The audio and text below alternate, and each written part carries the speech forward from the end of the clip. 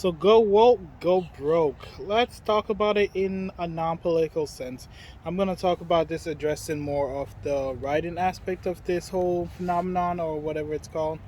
Um, Go woke, go broke. It's usually when it comes to writing. So like when it comes to movies, comic books, or TV shows, they always say this because it's usually the comic book or TV show or movie is just atrocious. It usually doesn't make sense and all this stuff. And I want to talk about like a little aspect of that to like things you shouldn't do because a lot of people are starting to do some of the things that Go Woke Go Broke is famous for without realizing it because they think it's just how it is because so many of these movies don't completely bomb and stuff like that. So one of the things is consistency and making it make sense is usually the problem with these movies. It's usually the problem with writing in this sense. It's like you are writing in a sense when you write you're supposed to be able to suspend your belief in reality and escape to this world, but at the same time you have to make that world make sense in relation to our own reality. So I'm going to use Captain Marvel for an example really quick. In the Captain Marvel movie, her big scene of overcoming trauma and things that were supposedly not meant for women to do was her go-kart scene. And it doesn't make sense because in the scene she pretty much wrecks her cart, almost dies, and then her dad goes, "This isn't for you, or you're not doing this again." Which, if you're a parent, that would be a really normal reaction to that scenario. Because obviously, it's not her first race, because I think it was a championship race. It's not her first race. She didn't listen. She did whatever she wanted, and she ended up almost dying. So, as a parent, that would be a sign to not do this anymore because your child is not listening. They're getting out of hand doing this, and they just almost died. There's no point in putting your child's life in danger anymore. Not only that, but if you're a parent, you would actually know that. I'm not a parent, but if you've been around little kids or kids in general, you would have had the feeling that if she's doing this now, she's obviously been doing it over and over again. So it's not that, oh, it happened once and the dad's like, nope, no more because you got in an accident. No, the dad's probably like, well, this is like the 10th time this has happened. You never listen.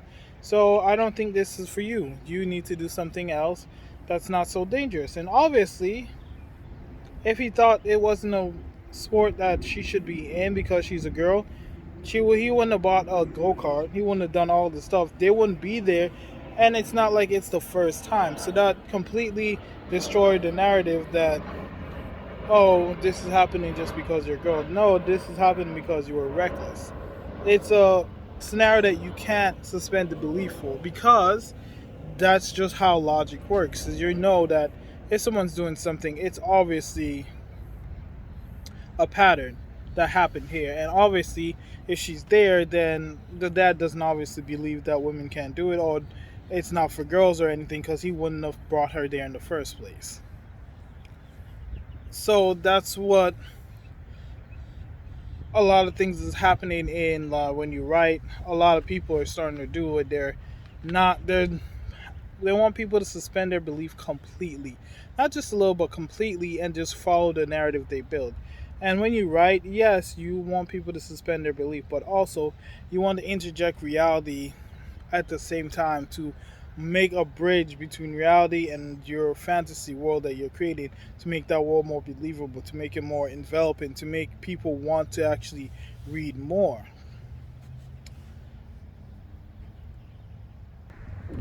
So when writing a lot of these characters, what you want to do is you want to interject reality and something that'll make it more believable and more easy to, well, relate to at the same time. You don't want a character that's unrelatable and completely different from everything around you and all of reality. You want a character that's relatable, has something in common with regular people. Yeah, they can be superheroes or whatever, but you want to at least bridge that gap and make sure they stay in the moment where they are actually believable and have a sense of reality check, not just standing above everything. Even look at Superman. Superman is one of the most powerful characters in any comic book in anything. Whether or not you want to believe it, he's pretty much a walking god. But Superman humbles himself all the time. Superman comes down, he hides his identity. He pretends to be something he's not. And in the show, he shows that he's pretending. In the show, he has regular emotions. He believes regular things. He fights for people. He has regular emotions. Even though he's basically a walking god, he does not portray the "I'm a walking god." He portrays the "I'm a person. I have problems. I have other things also. So I'm going to act as such. I'm going to act as if this is what's really happening." Yeah, probably could snap his finger and solve whatever problem he has, but he still acts as though he has that problem and he has to overcome it as a regular person. And this is the problem where a lot of movies and a lot of TV shows and writing is going in the direction of right now. That's kind of ruining a lot of the industry, where there are no problems to overcome. There's no reason for certain things to be happening. So what's happening is really they're writing a scenario, they're writing a character, but they're not writing the character as in this character is going to grow and it's going to learn and it's going to be an actual person. They're writing a trope or a stereotype of what that character should be. And many times when you write a stereotype or for a trope of a character, the character itself doesn't actually have much going for them. They don't make sense. They're not nice. They're either not nice, they're horrible people, or they just don't relatable. It's not a character you can care about because it's just a trope or a stereotype of what you think that character should be, and it seems a bit off sometimes. And what I mean by that is, even looking at Captain Marvel again, they made a superhero movie, and in this movie, they decided the character is going to be a female and decided they need to overcome stuff. But they did not write the movie as in this is a female, this is a girl, this is how she's going to go through her life. They wrote the movie to follow a point and to follow a stereotype of what a brave, blah blah, a bunch of filler points that they have to meet for all these points. But in real life, no person is going to be all of those things. They're going to be things that contradict because that's how people actually are.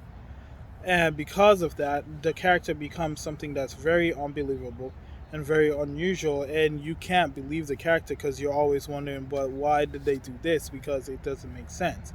And even more, because looking at sci-fi, which I love, the new Star Trek, well, not new, but it's the Star Trek that came out a couple of years ago with the girl that's supposed to be the main character. And the show is not believable because they did the same thing. She's supposed to be a protagonist that's supposed to struggle and go through all this stuff. But throughout the series, nothing happens the way she has to struggle. Everything is basically handed to her. Every scenario that she's in with should be like a scenario that you're gonna suffer, a scenario that you're gonna struggle to. It just goes, boop, it's done. She won. Somehow, something happens that makes her the succeeding for all against all odds. And like compare this to something like Star Trek Voyager. Janeway was the main character. She was the protagonist, and Janeway struggled in this show, and she was very believable, and she's very loved by a lot of Star Trek fans, way more than this new Star Trek girl. But she was a female character, and she was a large, like a very important female character. She had an entire series dedicated to her. Even in the original Star Trek, there's like Deanna Troy. That's very important to the functioning of this show. There's episodes and episodes dedicated to just her. And the thing is, it's not because she's a woman. Being a woman plays a big part in these characters' lives, but also it's not their entire personality. Their entire personality is not being a woman and overcoming everything around them and being powerful and all this stuff. It's just she's just a character and she just happens to be a woman, but she is a good character besides being a woman.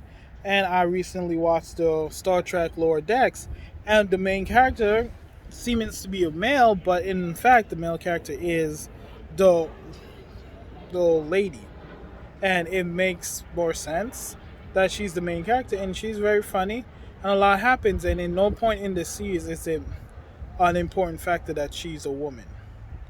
No part in the entire show, the first two seasons, does it make a difference that she was a woman or a man. But the fact that she is a woman actually makes it seem like she's doing a lot more, because she does way more than the guy that's in the show, who is kind of a stuck up person. I mean, he's funny, he's lovable, but he's kind of stuck up. He's super rule oriented. He can't step out of the rules. He's always making mistakes. And yeah, it's a joke that the roles are reversed, where the character that's supposed to be the male character that's supposed to you expect to be the leader is not. He's like the lower person and he can't get ahead. Whereas the female character that's you expect to be not the one that's going to be getting ahead. She's actually doing her best not to become a captain because everybody wants her to be a captain. It's always being pushed on her. She's actually doing her best to stay not a captain. She's this guy's best friend because she likes him, and the two of them get along really well, and they have all these crazy adventures.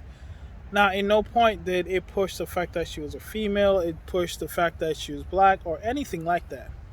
But those things were there, but it didn't push that fact. It didn't create a stereotype around it, and that's the problem that a lot of characters are having, especially when it comes to writing a character that has a minority of some kind. They put the minority as the front-facing factor of that character, in the front aspect, the most important aspect in that character's actual storyline, that character's development becomes their minority status. It doesn't become the fact that they're good at their job. It doesn't become the fact that they go on crazy adventures. No, it becomes the fact that they are a minority of some kind. They're female, they're black, they're a number of things. Those are the main aspects that the writing focuses on. Not on the fact that they just escaped from a black hole, or the fact that she's a secret operative in her spare time, or she used to serve on every Star Trek ship that's supposed to be important as a background character. None of that becomes important. It's just, oh, she's this, she's a female, she's black. Those are the things we're going to focus on. And that's what actually makes movies and TV shows kind of come off as disingenuous and like actually pretty bad, because they focus on the wrong things. They're focused so heavily on like the character's attributes that they forget to focus on creating a good character that makes sense and is fun to actually watch. And I think to overcome this is easy. It's pretty easy. Like the first thing you should do when you create your character, which I do when I create some of my characters, is what would happen if you met them in real life? Would they come off the way you intend them to, or would they come off completely different? Some of my characters I've created to be lovable and fun and to be around. And I think if I met this person in real life, would I want to be around that person, or would I just think they're stuck up or something else? And that's usually my guiding point when I create a character or when I have a character and I'm trying to just see what that character needs to do, especially actions they need to take. Is will it fit into their character, or will it just make them seem like they're just something else that it doesn't make sense for what their character actually is? For instance, the two of my leaders of my alliance, one is a nerd, one is a strong guy, and I've thought about what if I met them in real life, would they actually come off like that? And so I've changed some of their speech and I've changed some of the things they've said and some of the things they've done, because I think about it and I'm like, I don't think a person in real life that's supposed to be this kind of character would actually do that in reality. Maybe in that reality, but in our reality, would never do that, which would make it a little bit less believable. Even though they're in a different reality, this still makes it a little less believable if they do some of these things. So even though I'm making a character in a different reality, in a different world, in a different fantasy world, I still use our reality as basis to for that character's narrative to see how that character is going to act, because you still want that character to be believable, and in order for it to be believable, they must have a base. So which means you need to base this off our reality.